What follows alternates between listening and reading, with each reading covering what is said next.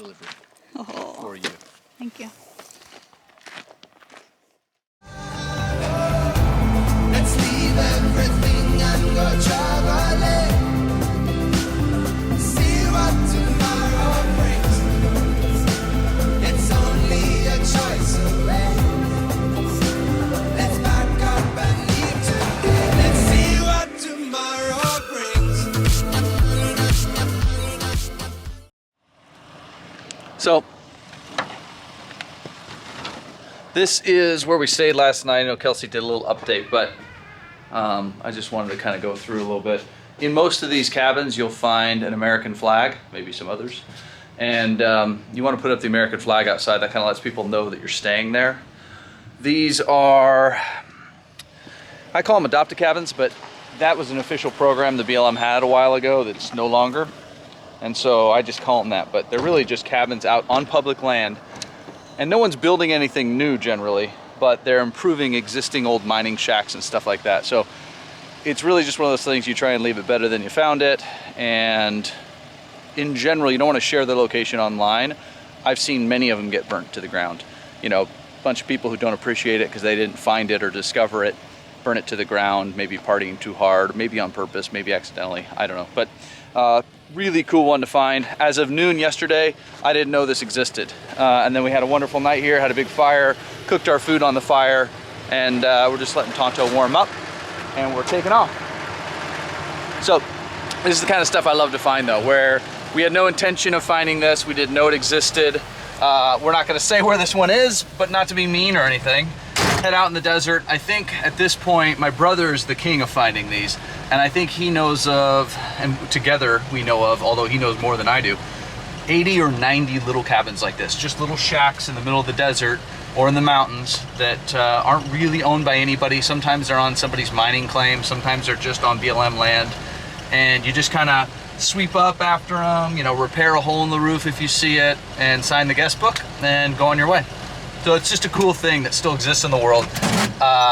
Sort of gives you faith in strangers and humanity a little bit. So enjoy them if you find them.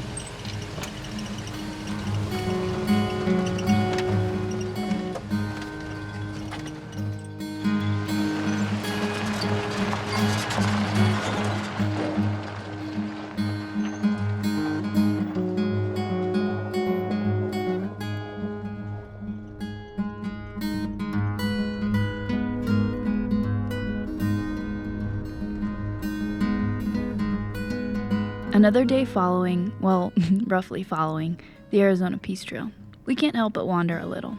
And so far, it was a beautiful, cool, calm, cloudy morning, and we were all feeling good after a nice warm night in the cabin.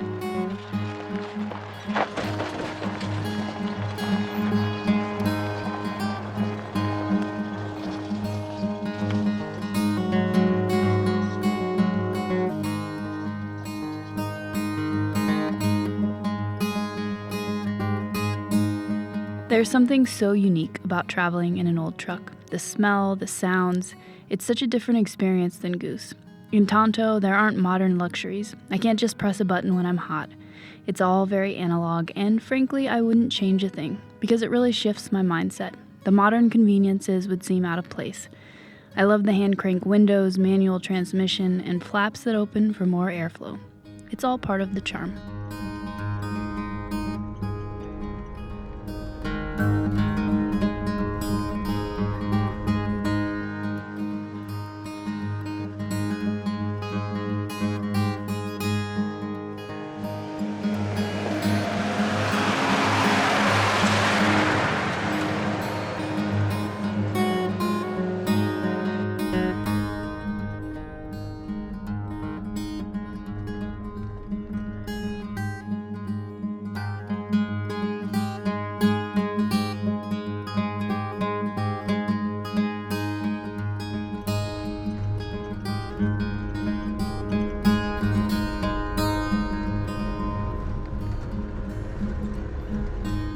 Alright, we've been on this section of road that is very rough, but not in a good way. It's not like technical or anything, it's just really annoyingly rough, and it's not particularly beautiful around here. So it's been kind of Kind of Although annoying. you turn it on, it's the smoothest it's been. I know, yeah. You know, like. Well, that's good because then they can hear me probably. Yeah. But yeah, this section is not my favorite of the Peace Trail. It's not very peaceful right here. No, I mean it's so funny. The moment you got the gear around, it got a little nicer. Yeah. It's been half the speed I'm going. I'm in second gear, barely, just plugging second. But it's been first gear for a couple hours and just shaking all over the place. Bouncing through everything. Goose would do okay in this, but really a buggy or like a pre-runner or something like that with a lot of wheel travel and big tires and lightweight would just be awesome. You just fly, but not in anything that we have here today. That would be flying. Eventually, we made it to some graded dirt roads and were able to make some miles. It may not have been the prettiest area, but take a look at those clouds and mountains. There's always something to look at.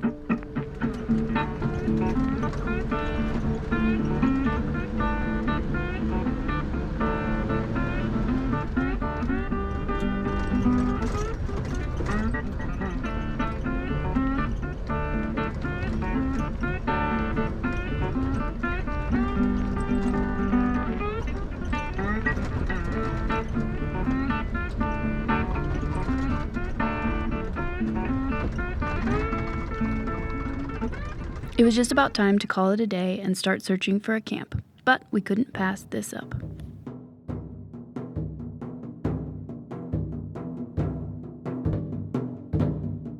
This is an intaglio, or geoglyph. Like the Nazca lines in Peru, there are actually quite a few around here. They were first discovered in 1932 by a local pilot flying from Blythe to Las Vegas. Researchers aren't really sure when these figures were created or why. This one is a fisherman. It's a little hard to make out now, but pretty mind-blowing that it has lasted as long as it has, however long that is. It was created by scraping away layers of the darker rocks and pebbles on the surface to reveal a lighter soil beneath. The displaced rocks were then used to outline the figure, and the exposed soil was stamped down, all to create this mysterious figure.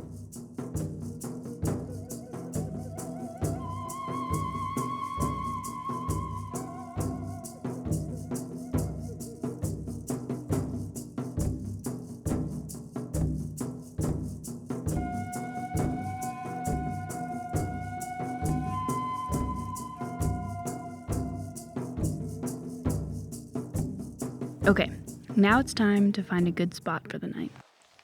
All right, this is home for tonight.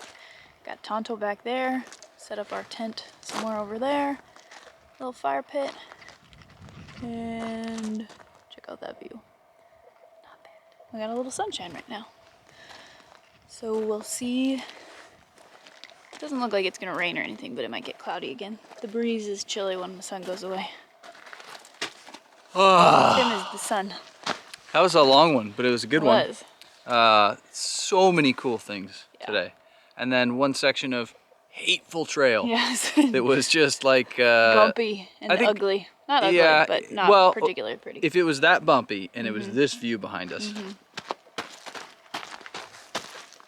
is that view, you don't care what it feels like. So I know that it's all subjective. And we'd already been pounded along for a while, and then you hit a section that you're like, oh wow, this is only 10 miles, but it took forever, hour and a half, something like that. I mean, it was just, first gear pretty much the whole time.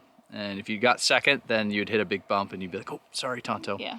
So, but the rest of it was awesome. Got to go through areas that used to be closed to the public. Yeah, that was neat. And now they've opened up like a big private ranch you can cut through the middle of, because it's almost all public land everywhere in this part of Arizona, but there's a little bit here and there that are private. It's pretty out here, so we're gonna set up our tent and then make dinner and relax. Yeah, sounds pretty good. We're gonna have some soup or soup and grilled cheese. We're doing the easy dinner very tonight. Easy. Yeah. Fire though. Fire, for sure.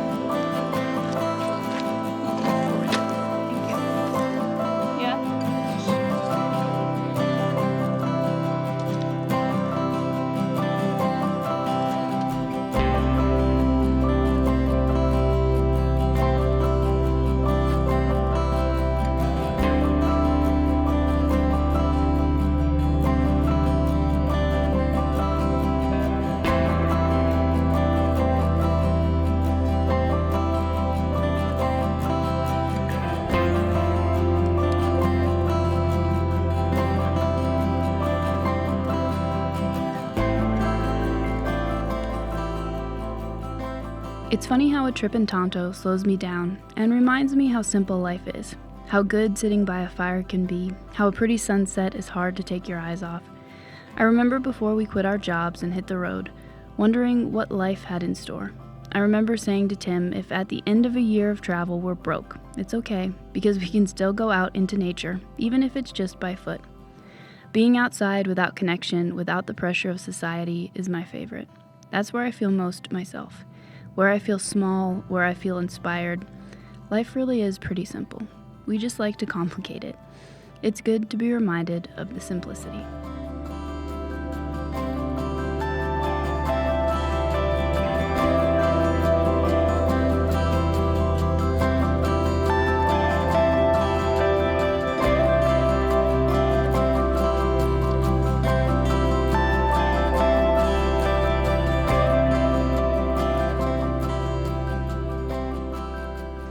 Desert sunsets are some of the best. It's pretty awesome.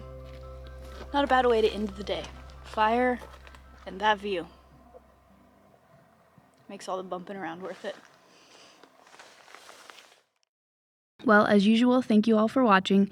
If you aren't already, make sure to subscribe so you can see whenever we post a new video. And join us next week as we continue our little analog adventure in Tonto. Cheers.